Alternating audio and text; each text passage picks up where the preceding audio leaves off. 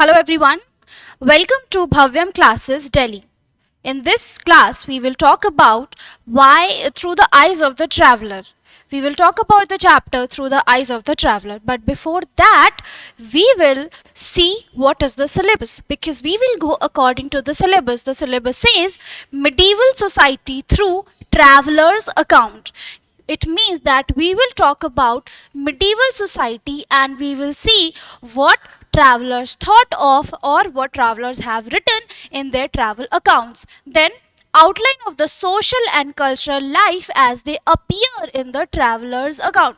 Again, same thing that we will talk about the cultural and social life from the travelers account. The different travelers, we will come across the different travelers, and then we will talk about what has been written in those travel accounts. Then a discussion of where they traveled. It means the places they traveled are very important.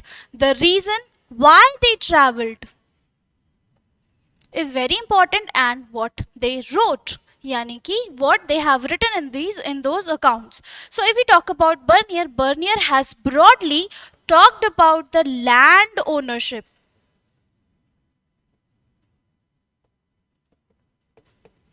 Then we will see excerpts from Alburuni, Ibn Battuta and Bernier. We have also seen that all these travelers have been broadly talked in the NCERT. Then what these travel accounts can tell us and how they have been interpreted by the historians. All these are the topics that we will look into. So they traveled to India, right? But before India, it was called as Hindustan. Who has given the India the name Hindustan? So story goes back to the old Persian times, like from 6th to 5th century. It was called as the people who used to live in the east of the river Indus were called as Hindus. You can say this is the river Indus, and the people who used to live in this area was called as Hindu. Now, the same name was used by the Arabs. When Arabs came to India, then they also called the people who used to live in the east of the river Indus as Hindu. And then comes the Turks. When Turks came to India, they called the people living in this area as Hindu. They gave their new name to the land as Hindustan, and the language they used to speak as Hindavi. It was called as Hindavi. Fine. But because we today find that Hindu means like people who Hindu religion and all those things. But during that time, the word Hindu does not had any kind of religious connotation. It was simply the people who used to live in this east side of the river Indus. Fine. Chaliye. Next, now we will talk about the reason why they travel to India. See, in today's time, we find that people traveling, the YouTube is full of the vlogs that people travel from one place to another. So why people travel? What is the need? Means why people are so curious. People are very curious to know about the culture of some other land. People are very curious about the kind of education given in some places like America or Australia, and people are very curious to know the kind of architecture. Why? Because architecture makes a place very magnificent. If a place is very good, like if a place is very well developed, it will definitely have a good type of architecture, right? So people were very curious.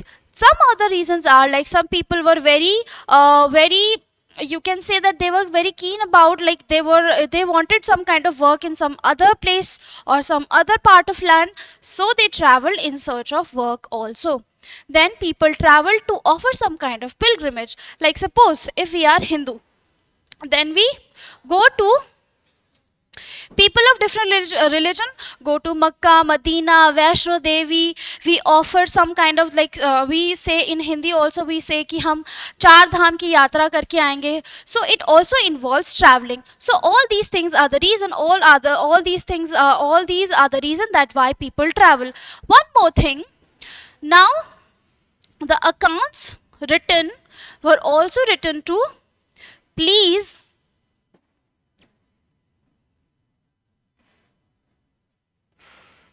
the king. It means to make the king happy, right? You will find certain accounts that were written to make the king happy, like what kind of a king is the what kind of a look, what how good the king is, how good the architecture developed by particular king, how good the polity, the economy, the structure of the society developed by the particular king or particular dynasty. So it was also written to please the king. Fine. Now, most important thing, no accounts have been found written by the woman traveler. It means like majorly like all the out of 100 accounts, 99.9% are the chances that we find the accounts written by male historians or male travelers. There is no account till now, so we haven't find any kind of account that has been written by any kind of woman.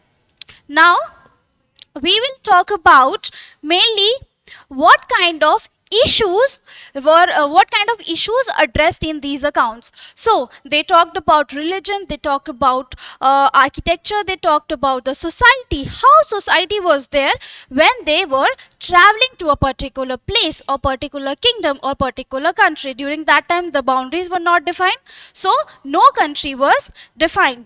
And then they recorded the observation in their travel accounts. So in this chapter we will talk about, as earlier also I told you that we will talk about three main travelers. Those are Alburuni number 1, Ibn Battuta number 2, and then Frenchman Francois Bernier. Fine. These are the three travelers that we will be talking about. Now kids, it is very important to memorize from where they came. In the question in the paper also you will ask, you may get the question from where they have traveled. Like in the syllabus also we find that it has been specifically mentioned that the reason why they traveled plus the place they traveled to. Fine.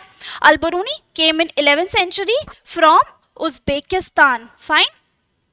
Ibn Battuta, he came in 14th century. He came around 1333 during the time of MBT, or you can say Muhammad bin Tughlaq. It is a very short form. It is a short form used for Muhammad bin Tughlaq. He came during the time of Muhammad bin Tughlaq. Next is our Bernier. Bernier came in 7th century from France. He came in 7th century from France to travel to India. Fine. Now let's move on to our Alburuni. It is he is a very interesting traveler, and I'll tell you why. Because he recorded a lot about the social and cultural life of our India, or we can say Hindustan. Fine. So when he traveled, he wrote about the society, the polity he found, the political structure basically present during that time, and the economy.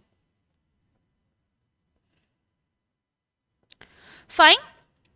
Now let's just know a little bit about Alburuni, from where he came. He came from Uzbekistan. He came from Uzbekistan. He came from particular place named as Khwarizm. He came from Khwarizm, which is in Uzbekistan, and there is a very interesting story behind him traveling to India. Is that he was captured. Why? And who captured him? Mahmud of Ghazni captured him from Khwarizm, and he got him to Ghazni. And when Ghaznavid Empire conquered the Punjab region, he developed because of the interaction, because he interacted with the people of Punjab. Then he was very much interested in people living in India and the culture they used to follow. And then he started traveling to India. The region he covered is basically from the Sahara Desert to Volga River. Fine, bachcho. The region he traveled was from Sahara Desert till the Volga River. Volga River is in Russia. Fine. So when Mahmud of Ghaznavi, or we can say Mahmud of Ghazni, traveled or invaded Khwarizm, which was a very important education center, like as in today's, if I give you example, people come to Mukherjee Nagar for specifically practice or preparing for the UPSC and civil services examination, right? People go to Kota. Fine. People go to Kota for preparation of JEE and NEET. So all these are the hub of education. Fine. So during that time also there were certain hubs of education, like in India India has Nalanda University, Takshila University, and Uzbekistan has its Khwarizm. Fine. So he came from there. So as I told you, he traveled to Pakistan and northern parts of India. Then he covered the region from Sahara Desert to the river Volga in the north. And I told you that river Volga is in Russia. Okay, kids? Now it is very important that he was well versed. He knew Syriac language, he knew Hebrew, he knew Sanskrit also. He knew when he came to India, when he traveled to India, he also learned Sanskrit. But he was very familiar with the work of Plato also. He was very keen in education. He was very bachpan se very padhaku bacha, and during that time he used to get the translation of the works written in Sanskrit language, and he used to read those works also. And he himself translated the work of Patanjali on grammar in Arabic language. In Arabic language he translated, and the name of the work is Mahabhasya. He translated Mahabhasya, and Mahabhasya is the commentary which has been done on Panini's grammar. And what is the name of Panini's grammar? Ashtadhyay. Okay. What is the name of Panini's grammar? Ashtadhyay. He also translated for his friend, he also translated Euclid's work for his friend in Sanskrit. Though he was not very well versed in Sanskrit, but still for his friend he translated. So as you can see, when he came to India, he also increased his knowledge, as well as he started reading Ved, Puran and all those things. But he also started reading all those things, and along with that he interacted with the people. He developed that kind of culture also. He developed that kind of, you can say, the essence of being Indian, or the essence of being a person belonging to Hindustan, kind of Hindustan, or to the particular indigenous place, because people won't interact, right? People will never interact with you if they will find you some kind of alien, like they will find you not speaking their language, they will not be comfortable in talking to you. So all these things. So he tried to adapt the Indian culture also. Now, very, very important, the book written by him, Kitab ul Hind. It is very important question can we ask from this topic also. Kitab ul Hind, and also it is also called Tehqiq-e-Hind. What is Tehqiq-e-Hind? It is the another name for Kitab ul Hind. He wrote Kitab ul Hind, and then he divided the whole book into 80 chapters.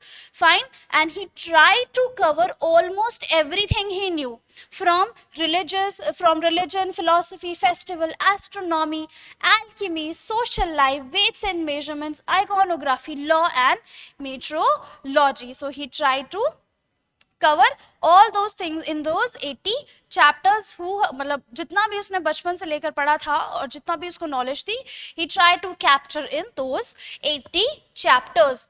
जो it is very important to know one thing about Alburuni is that while he was writing Kitabul Hind, he adopted a mathematical approach. Now you will ask me, what is mathematical approach? When he wrote the chapter in a particular manner. First he started with the question, then he gave description, and then he compared those things with the other cultures, and then after comparing he came on to his conclusion. Fine. So this was the approach of Al-Biruni while he was writing Kitabul Hind. Fine. Now is the barrier he faced. He faced a lot of barriers when he was traveling to India. Barriers, there are broadly three barriers. One is the barrier of understanding, because he never understood, because he was not able to understand the language of the people. And during that time, what was the language of the northern part of the India? It was Sanskrit. So he could not understand the Sanskrit language. He could not understand what the other person is speaking. So it was very difficult for him to it was very difficult for him to communicate with other person. और अगर उसको कुछ जानना भी होता तो how he will convey. So first he had to learn the Sanskrit language, and then he could do whatever kind of writing or reading he wanted to do. Another thing is, see, I told you he came from Uzbekistan. From Uzbekistan he came to India. So obviously you will find the difference in the beliefs also, and you will find the difference in the religious practices also. So there was a, you can say, a gap, or you can say a very huge difference in the religious practices also, and in the beliefs also. Next is the insularity. Insularity of the local people means the people of Hindustan, of that time were not very friendly, you can say, or they were not very adapted. They were not very adaptive, और वो आसानी से किसी से एकदम से बात नहीं कर पाते थे, या फिर किसी के साथ अपने आप को एसोसिएट नहीं कर पाते थे.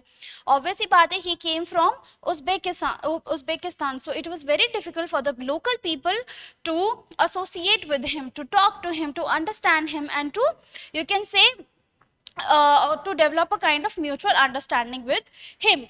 But despite these barriers, he faced these barriers, but still he studied the Brahmins, he studied the Purans, the Vedas, Patanjali, the Gita, for the better understanding of the society of Hindustan.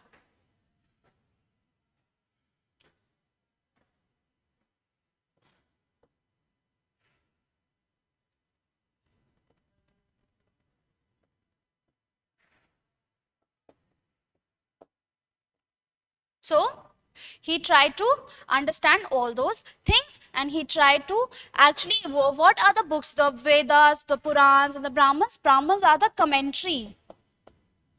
These are the commentary on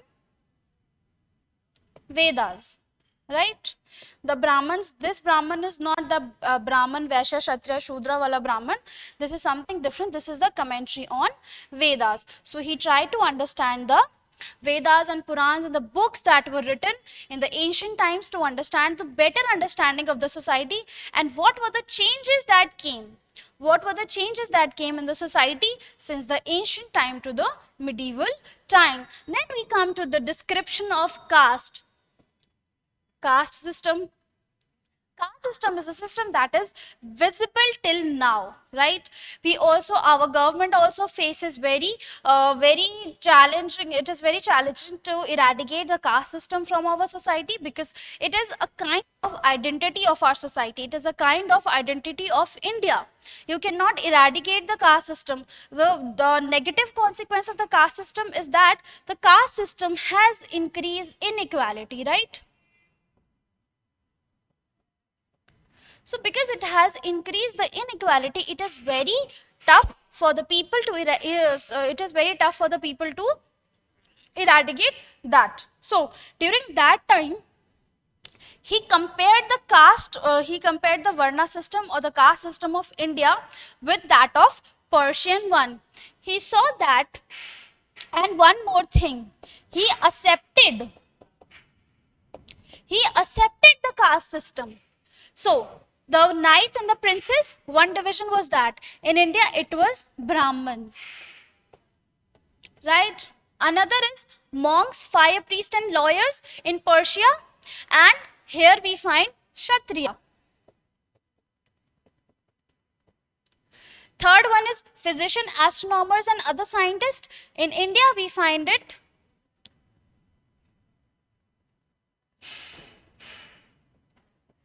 Vaishya. And peasant and artisans, in India, we find Shudras.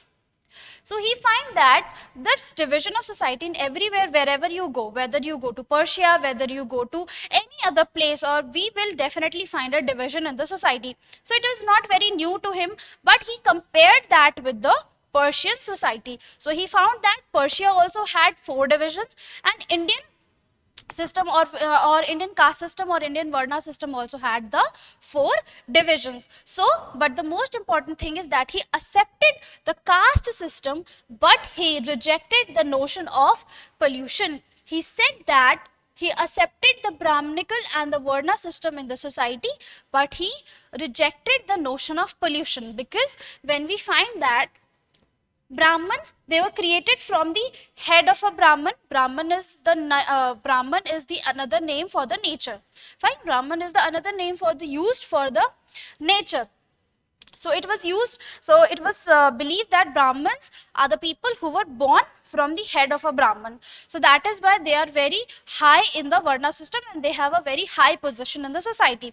Kshatriyas were born from the shoulder of a Brahman. So that is why it was said that the Kshatriya has a low position as compared to Brahmins. And then we talk about Vaishyas. Vaishyas were born from the thighs of a Brahman. So that is why they are lower than the Kshatriya. And then we talk about Shudra. The Shudras, it was believed that the Shudras were born from the feet of a Brahman. So that is why they had the lowest position in the society.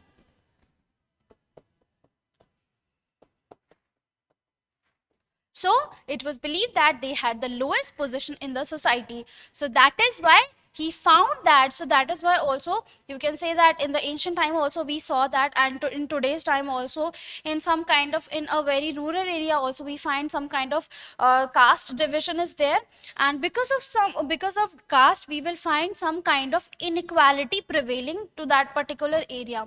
We can eradicate that only through education. A educated person understands what is equality, what are the fundamental rights or the basic rights of a person.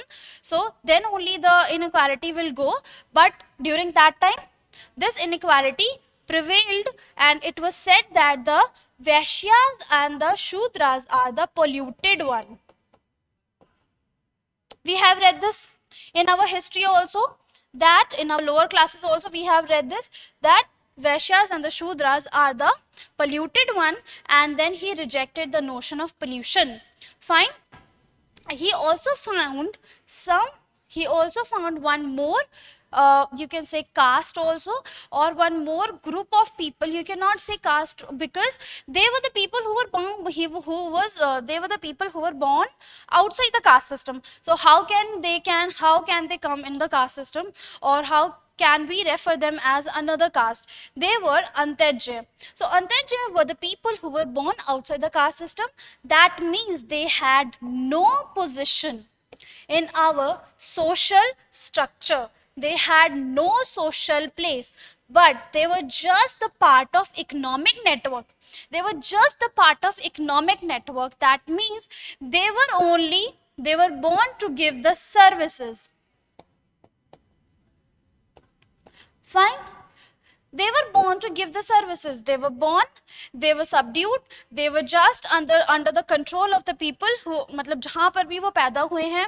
If they are serving the landlord, they will serve for the landlords, and that over the generations they will serve to that particular landlord and to that particular generation of landlord, उनके पास कोई choice नहीं होगी, they'll not have their personal choice to move out of that place. And the Varna system was very rigid. You can see, in today's world also we find that the Varna system is very rigid. Rigid means you cannot upgrade. You cannot upgrade the Varna system. Like suppose if you are born Kshatriya, you will die Kshatriya. You cannot become a Brahman. If you are born Vaishya or Shudra, you will die being a Vaishya or Shudra. You cannot do things which a Brahman is doing or which a Kshatriya is allowed to do. You will not be allowed to use the armors or the talwar, or you cannot fight, you cannot go to the pathshalas or read some kind of Ved or Purana during that time. So all these things were taught in a pathshala. So now we come to our another traveler, that is Ibn Battuta. एक गाना भी है Ibn Battuta करके. So Ibn Battuta, he was a very famous traveler. He came from Morocco, Africa. His keen interest was in traveling. Like in the case of alburuni, we saw that he was forced to travel because he was captured by Multan. He was captured by the Mahmud of Ghazni. So that is why he was forced to travel. But if we talk about Ibn Battuta traveled because he wanted to travel, and he was a traveler by a, you cannot say profession, but by a choice. Right? So he traveled. Now most important thing, उसके नाम के साथ ही it has been attached Ibn Battuta's Rihla. How can you remember this thing? RBI is a bank. So BI stands for Ibn Battuta, R stands for Rihla.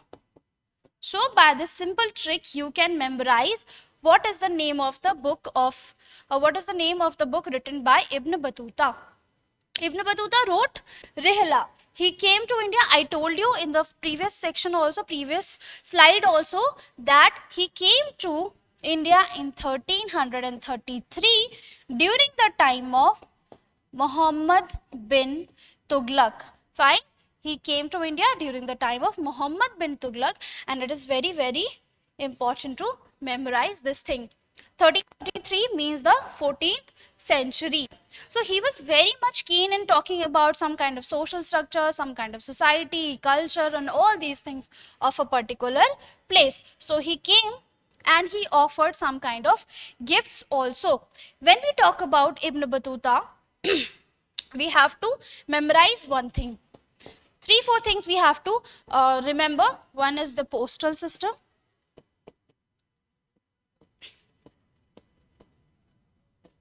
He talked about the postal system. He talked about the position of women. Fine. Postal system का जो description he has given, it is very, very important. So whenever you study about Ibn Battuta, it is very, very important to remember that he has talked about the postal system of our India. Now थोड़ा सा इनके बारे में जानते. तो he came from Morocco, as I told you. Then he himself did not write the book. Rihla is not written by him. He just dictated. And the person Ibn Juzay was appointed to write whatever he was speaking.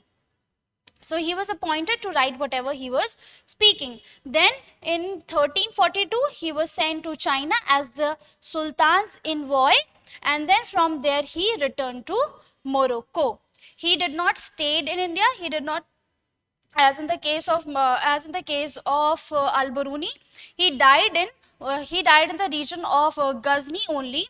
The Ghazni is the capital. Ghazni was the capital of Ghaznavid Empire. Fine. So he died there only, but he returned to Morocco, and Ibn Juzay wrote his experiences. Now we come to what he has written. He has talked about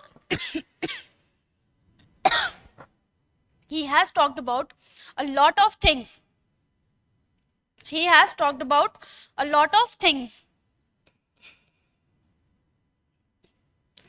He talked about a lot of things that are like, he talked about women, he talked about, as I told you, that he talked about society and culture also. So in the whole society and culture, women, men, king, kingdom, all these things comes. Fine. He talked about the generous kings and men, women. It means how, like, when I'm telling you that he wrote about the ordinary men's also, he wrote about generous kings also, that what does that mean? It means that he was not his focus was not only pleasing the king or only pleasing the ordinary men. He had just keen interest of traveling. He wanted to travel.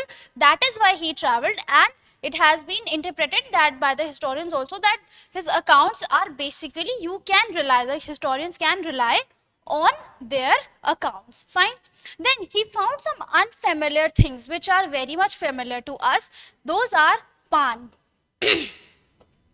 You know, pan के ऊपर भी एक गाना है, right? So the pan was very unfamiliar, and coconut, he found coconut as a human's head. He saw, when he was writing about the coconut, he said that coconut was, he found some kind of a thing which resembles to the head of a particular person, that has, उसको हम coconut बोलते हैं in India. So he wrote about some unfamiliar things. Those are coconut and pan. Then he talked about the cities. Cities are very important because he talked about the cities. He talked about Delhi, he talked about Ahmedabad, he talked about Daulatabad, he talked about Tughlaqabad. So it is very, very important. So he told that cities were full of opportunity. In today's world also, if we see that cities are full of opportunity, means that in city we find good architecture, infrastructure बहुत अच्छा होता है. There are more technology as compared to a rural place, because you will find more technology in a city as compared to a village or in the periphery of the city. So that is why he tells us that the cities were very full of opportunity, and it also means that यहाँ पर trade बहुत ज़्यादा होता था, because cities were densely populated, because it was prosperous. The cities were prosperous, and it reflects that trade. It reflects that the trade which happened during that time. It shows that it is the evidence of flourishing trade of 14th century. As I told you, he told about Delhi. He described Delhi as a vast city, and it can also challenge Daulatabad in size also and an opportunity also. And he gave a detailed description about the Tughlaqabad fort that is situated in Delhi. He tells us that there were 28 gates, and different gates had different names, like Buland Darwaza, Gul Darwaza, Mandi Darwaza, and all these darwazas led to some kind of market also. Like if we refer to Mandi Darwaza, it means that वहाँ पर कोई ना कोई market लगता होगा, और which is like grain market. Gul Darwaza, वहाँ पर फूल बहुत सारे बिकते होंगे, वहाँ पर फूलों का कुछ मार्केट टाइप कुछ ऐसा होता था. सो इट वाज गुल दरवाजा. अगर हम एक्चुअली में, if we look at the architecture of this particular place, it is very very vast, and it had different kind of markets also in itself. Now we move to what he said about the economy. He find that during that time also, during 14th century, the trade was flourishing, and cities had different kind of opportunities. They were flourishing also. Different trade, the overseas trade was happening, and during this time, the Mughal Empire was expanding. He says that market has the mosque and the temples. We can interpret that secularism आज के time पे बात करी जाती है कि secularism होना चाहिए, we should follow secularism, and it shows that the market has both mosque and the temples, and it shows that secularism also existed in 14th century. You should always remember the time period we are talking about. If we are talking about Ibn Battuta, that means that we are talking about the 14th century. Fine. Now markets were the place of singing, dancing, music. आज के time पे also आज के time पे we don't find market as a place of singing, dancing. For singing, dancing, we go to some different kind of a place. For purchasing some things, we go to market specifically. Fine. Then he talked about the crops. He found that during, see, if we talk about the map of India, if I make a map of India, it is a very rough map, so pardon me for that. यहाँ पर all this is the plain region. Fine. यहाँ पर there was a vast, you can say, यहाँ की जो soil थी, it was very much fertile. The fertility of the soil was very much high. So that is why he found that people used to practice 2 crops a year, because यहाँ पे पूरा this is the Himalayan range. So that is why it has a lot of river system. Ganga plain, basically it is called as Ganga plain. So जो Ganga plain है, it is very much fertile it is very much fertile, or the soil has a lot of fertility. He talked about the inter-Asian trade. Basically, if we are talking about that the cities were prosperous, the cities were populated, that means there were some kind of it means that the international trade was in I'm sorry, it means that जो international trade हो रहा था, that was also in you can say it was बहुत जोरों शोरों से हो रहा था. अगर हम बात करते हैं इंटरनेशनल ट्रेड की, एंड ट्रेड हो रहा है तो ऑब्वियस सी बात है the demand of the Indian goods was very much in West Asia, in South Asia also. Now he talk about muslin or muslin, malmal was very much expensive during that time, and it can only be worn by the nobles. And it shows that कि वहाँ पर भी during in today's time, like if we talk about silk, if we talk about diamonds, if we talk about gold also common people can afford, but diamond, platinum, a huge amount of diamond, no one can afford except the rich people. If we talk about the Isha Ambani's marriage or Ambani's marriage, we saw that the whole gown was carved with the diamonds, and diamonds were sticked, or it was the whole gown was made up of diamonds. So it shows that all these precious metals or all these precious textiles can only be afforded by the nobles or the rich people. Fine. Then he talked about the postal system. I told you he talked about the postal system. It is very much important because during that time, India had a very unique postal system, plus very efficient also. And in today's time also, India has a very unique and efficient postal system, and no other country's postal system can beat us. अगर हम example ले तो to reach from Sindh to Delhi it used to take 50 days, but for a post to reach to Delhi, or for a post to reach from Sindh to Delhi or from Delhi to Sindh, it only required 5 days. So you can see how much it was efficient. There were 2 types of postal system. One was on horse, that is uluk, it is Q basically, and one was on foot, that is dawa. Uluk and dawa. Understood? Why it was very much efficient? Because uluk, every one horse was stationed every 4 miles, and in dawa 3 stations were there per mile. So that is why the foot, or you can say the dawa system, was much you can say efficient than the uluk. So I told you the foot post was very much effective than the horse post. Now, one on the foot post, Ibn Battuta on the footsteps of the Ibn Battuta traveled a lot of other historians also. Why they traveled on the footsteps of Ibn Battuta?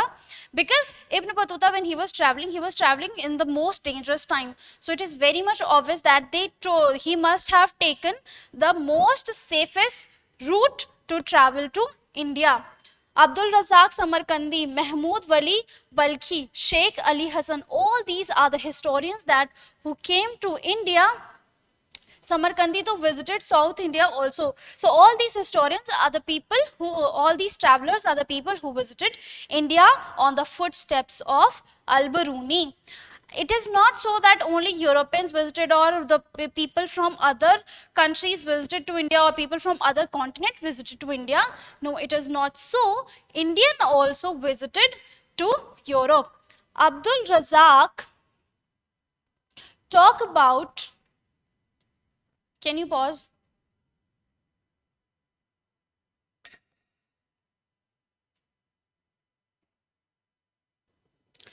Okay, so before coming to that, we will talk about the Abdul Razak. Abdul Razak traveled and he wrote about the port of Calicut and temple of Mangalore. So in his account, we find the temples and we find the reference of the port of our India also. So it can, the port also, हम किस इससे क्या interpret कर सकते हैं कि जो port है, the port describes that the India had the, we know that the India had a very efficient land trade, but during the 14th century India also had the sea trade also. Now we come to some European travelers. We come to European travelers. Fine.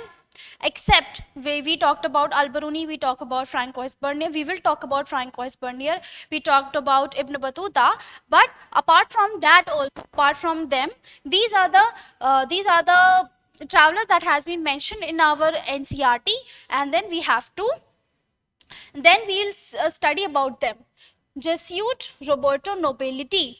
He translated Indian text to European language. He was very keen. He did not visit to India, but he was very keen in reading the Indian text and translating them for the English language for the people of Europe. So he translated those texts into the European language. Then person from Portuguese, his name is Durate Barbosa. Durate Barbosa is a very famous philosopher also, and he gave the detailed account of the trade and the society specifically in our South India.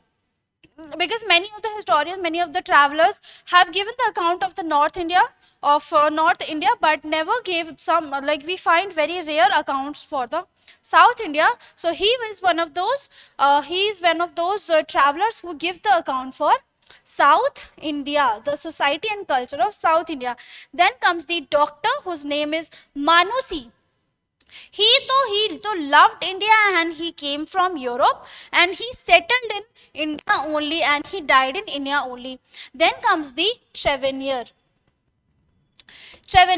Jean Baptiste Trevenier. He liked India so much that he traveled to India 6 times.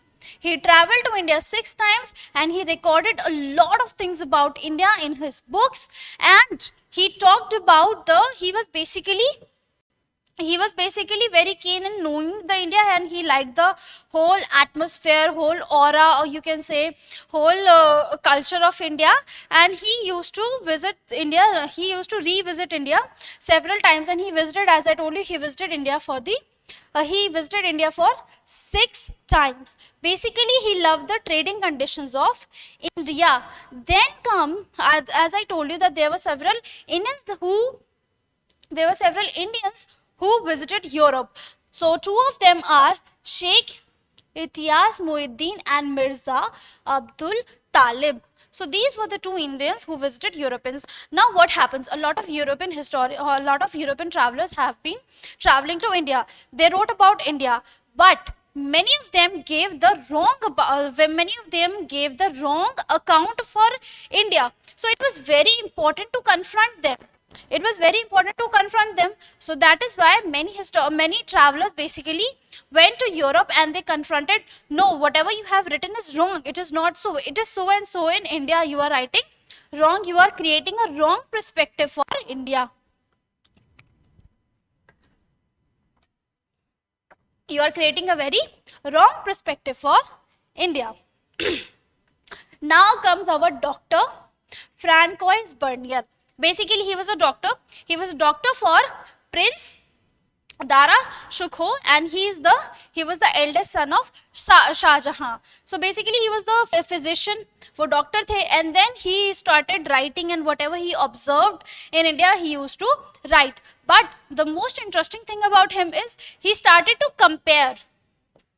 What he used to do, he started to compare, and he was very much critical when he used to compare India with the Europe. He used to talk about he was very much negative for India, and he used to always praise Europeans, and he always said that so and so.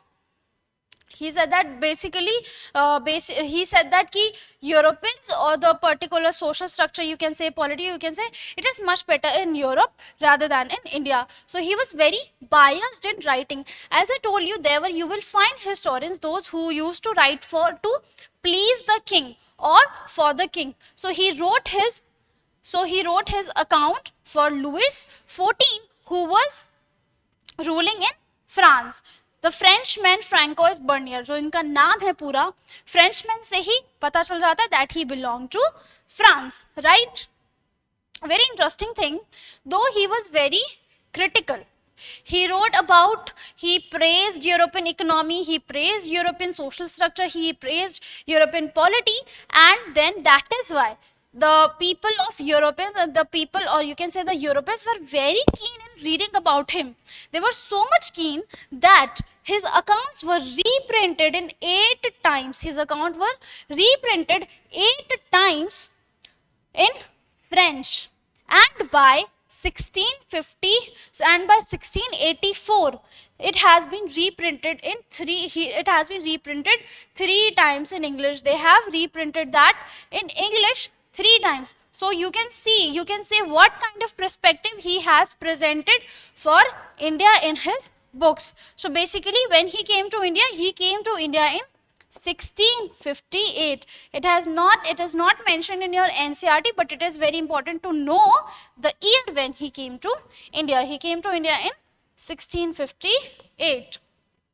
So I told you, he gave the critical insight and the reflection. He constantly compared, and he said that he gave the superiority of the European culture or society or polity, whatever he felt like. Now, very much important, land ownership.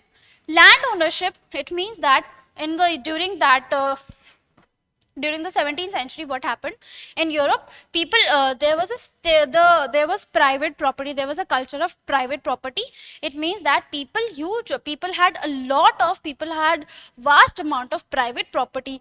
But till that time in India, landlordism or feudalism has not come yet, and but it was not so that a vast amount of land or almost all of the land was controlled by the state. It was not so. But what he said, that he said in India there is a crown ownership of land. That means all the land present in the kingdom, or all the land present in India, has been controlled or owned by the king. But it was not so. Why? How can we interpret that it was not so? We can interpret by referring to the other sources, other travelers who traveled to India during that time. So we did not find any kind of evidence that in India it was actually that crown ownership of land was there. But what he said, it has a very consequence. It has disastrous consequence on the society, on the economy, and it has prevented the landlords, improving landlords. A class of emerging landlords or landlords could not emerge. The class could not emerge because the whole system or the whole land was owned by the king. But it was not so, as I am telling you again and again. You should remember, because question can be asked from this topic also. He said that because of this, there is a decline in the standards of living. People could not maintain, they could not maintain their standards of living. And because just the ruling aristocracy is happy, the ruling aristocracy feels like everybody is happy. But he says that the condition was very impoverishing, and there was no middle state in India. There was no middle state in India. The living standards were depriving. People were not interested in investing the land. He gave certain kinds of comments also. It is very, very important. What he said that जो Mughal king है, the emperor is the emperor of beggars and barbarians. The air, it is contaminated, it is ill, and all these things are because of the crown ownership of the land. He says that कि अगर crown ownership of the land नहीं होती है, so उससे क्या फायदा होता है कि एक middle class grow करेगी, people will be interested in investing in the land, and the agriculture could also grow, and the living standards of the people can also rise. But it could not be done due to the crown ownership of the land. Then he mentions a lot of things about the trading community. As I told you that during that time, from the during Mughal period, we find that trade were flourishing, and because after the coming of the Britishers, the trade started to decline. So he tells us about some kind of communities or caste cum occupational bodies. He refers to caste cum occupational bodies who were very prevalent, which were very prevalent, or which can be easily seen in trading cities like Ahmedabad. So it is very important to understand. The group of trading communities were called as Mahajans. Fine, or we can understand this way. Chief is Seth.